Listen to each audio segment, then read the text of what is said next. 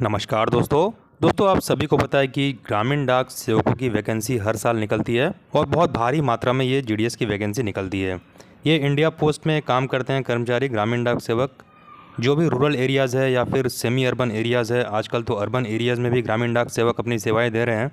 तो दोस्तों, क्या ग्रामीण डाक सेवक कर्मचारी को सरकारी क्वार्टर दिया जाता है या नहीं, ये सवाल बहुत आम है आजकल ग्रामीण डाक सेवक कर्मचारियों में। जो भी नए ग्रामीण डाक सेवक कर्मचारी ज्वाइन कर रहे हैं डिपार्टमेंट ऑफ पोस्ट में, हर साल नए कैंडिडेट्स जो आ रहे हैं, अपॉइंटमेंट हो रहा है इनके मन में ये डाउट रहता है कि क्या उनको गवर्नमेंट की तरफ से क्वार्टर मिलता है रहने के लिए या नहीं। इसके अलावा दोस्तों, ऑफिस का भी डाउट रहता है कि ऑफिस ओपन करने के लिए क्या करना पड़ता है, कहाँ ऑफिस ओपन करें, क्योंकि सरकार की तरफ से कोई प्रिस्क्राइब्ड कोई बिल्डिंग दी नहीं जाती है कि आप यहीं पर अपना ऑफिस रन करेंगे। तो ये बहुत डाउट रहता है नए ग्रामीण डाक सेवकों को। आज के वीडियो में हम यही देखेंगे रूलिंग के हिसाब से कि क्या आपको करना है, ऑफिस के लिए क्या करना है, रूम के लिए क्या करना है, और ऑफिस का रेंट जो है इस पर भी चर्चा करेंगे कि ऑफिस का रेंट कितना है, कैसे मिलता है। चलिए दोस्तों, शुरू करते हैं आज का वीडियो। सबसे पहले rule 3A terms and conditions of engagement में हम देखेंगे। इसी में दिया गया है रूल 3A में, और रूल 3A आपको पता है GDS conduct and engagement rule का रूल 3A है। तो इसके बारे में मैंने कुछ वीडियोस बनाए थे रूल 3A के रिगार्डिंग,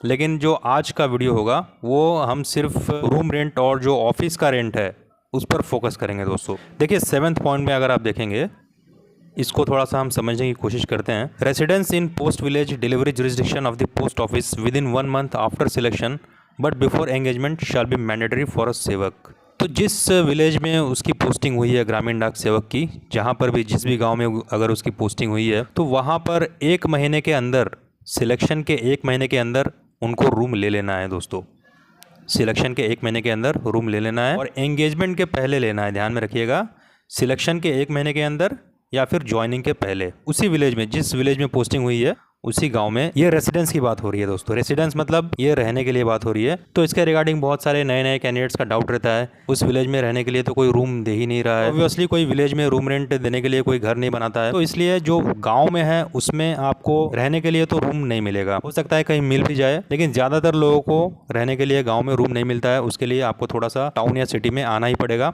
वहाँ से आप अप डाउन कर सकते हैं जिस गाँव में भी आपकी पोस्टिंग है वहाँ से। इसके आगे क्या लिखा है, failure to reside in place of the duty for GDS BPM and with in delivery jurisdiction of the post office for other categories of Gramin Dak Sevaks after engagement shall be treated as violative of conditions of engagement and liable for disciplinary action under rule 10। मतलब क्या है, उसी गाँव में अगर आप नहीं रहते हैं तो ये नियम के खिलाफ होगा और रूल 10 इनिशिएट किया जाएगा किसी भी ग्रामीण डाक सेवक पर जो ऐसा करता है। तो उसको उसी विलेज में रहना कंपलसरी यहाँ पर बताया गया है, लेकिन ऐसा नहीं है, आप दूसरी जगह भी रह सकते हैं, कोई कंपल्शन नहीं है। क्योंकि आजकल सबको पता है कि गाँव में रहने के लिए रूम नहीं दिया जाता है, तो इसमें आप एडजस्ट कर सकते हो, इसमें कोई आपको प्रॉब्लम नहीं होगी। ये रूल 10 आप पर कुछ नहीं लगाया जाएगा, आप बाहर रहकर भी अपनी ड्यूटी कर सकते हैं। बस जो आपकी ड्यूटी है वो समय पर होनी चाहिए, उसमें कोई भी लापरवाही नहीं होनी चाहिए। तो ड्यूटी से मतलब होना चाहिए इसको, इसलिए ये बताया गया है कि उसी गांव में आप रहेंगे ताकि उसी गांव में आप ड्यूटी कर पाएँ। तो ड्यूटी आप करिए, कहीं भी रह सकते हैं, उसमें कोई प्रॉब्लम नहीं है, इससे आपको घबराने की जरूरत नहीं है। बहुत सारे नए कैंडिडेट्स हैं, वो बोलते हैं कि रूल 10 इम्पोज होगा तो फिर नौकरी पर खतरा हो जाएगा। ऐसा कुछ नहीं है, आप रह सकते हैं कहीं पर भी। आप जो काम है उसको समय से करना है और लापरवाही बिल्कुल भी नहीं बरतनी है।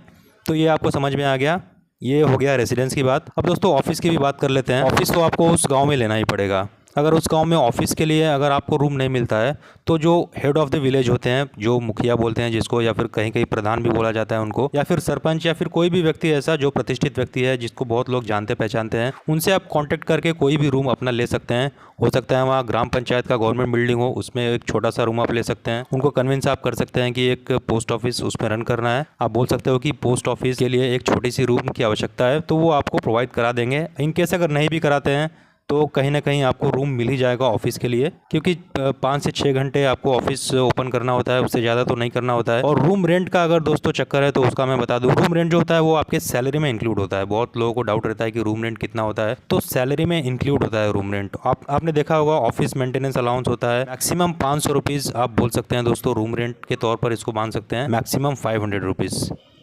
तो यही आपको मिलता है 500 रुपीज़ मैक्सिमम, और ये भी अलग से नहीं मिलता है, ये सैलरी में ही इंक्लूड होता है। आप सभी को पता है कि 500 रुपये में कहीं भी रूम नहीं मिलेगा, कहीं भी ऑफिस भी नहीं मिलेगा, तो इसको ज़्यादा सीरियसली नहीं लेना है। 500 रुपये ही गवर्नमेंट आपको देती है। इसके अलावा अगर पैसे कुछ एक्स्ट्रा आप दे रहे हैं तो वो आपको अपने जेब से देना होगा। गवर्नमेंट की तरफ से 500 रुपये ही आपको दिए जाते हैं।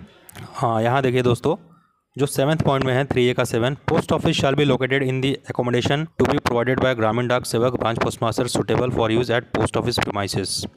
तो पोस्ट ऑफिस का जो एकोमोडेशन होगा उसी गांव में होगा और वो डीएस बीपीएम को ही प्रोवाइड कराना है। वही मैं बता रहा था कि अलग से गवर्नमेंट नहीं देती है, सैलरी में इंक्लूड होता है ₹500। टोटल रिस्पॉन्सिबिलिटी जो है रूम रेंट की वो ग्रामीण डाक सेवक की है। आप सिंपली समझिए, फुल रिस्पॉन्सिबिलिटी ग्रामीण डाक सेवक कर्मचारी की है। जो उस ऑफिस को रन कर रहा है, जो भी इंचार्ज है, उसका रूम रेंट ग्रामीण डाक सेवक को ही देना पड़ेगा। सेकंड लाइन में देखिए दोस्तों आप, however where accommodation is provided for post offices by the central state government, local government, village panchayat, the same will be used for post office premises। तो ये गवर्नमेंट बिल्डिंग अगर है तो इसमें तो आपको ऑफिस का जो रेंट है वो देने की आवश्यकता नहीं है, लेकिन अगर इन केस नहीं मिलता है तो फिर वो ग्रामीण डाक सेवक को ही देना होगा। मैक्सिमम 500 गवर्नमेंट की तरफ से मिलता है और जो भी एक्स्ट्रा लगेगा वो आपको देना होगा। 500 में नहीं होता है, ये आपको भी पता है, ये सबको पता है। तो दोस्तों, ग्रामीण डाक सेवकों को सरकारी क्वार्टर नहीं दिया जाता है। जो गवर्नमेंट की तरफ से या विभाग की तरफ से जो क्वार्टर मिलता है सरकारी, वो ग्रामीण डाक सेवकों के लिए नहीं दिया जाता है। तो आई होप ये रूम रेंट और जो ऑफिस का रेंट है, ऑफिस कहाँ खुलेगा, रूम कहाँ खुलेगा, इसके बारे में जो भी डाउट था आपका क्लियर हो गया होगा। अगर इसके अलावा कोई डाउट है तो आप कमेंट बॉक्स में कमेंट कर सकते हैं, उसका जवाब मैं देने की कोशिश करूँगा। तो आज के वीडियो में इतना ही, मिलेंगे नए अपडेट के साथ।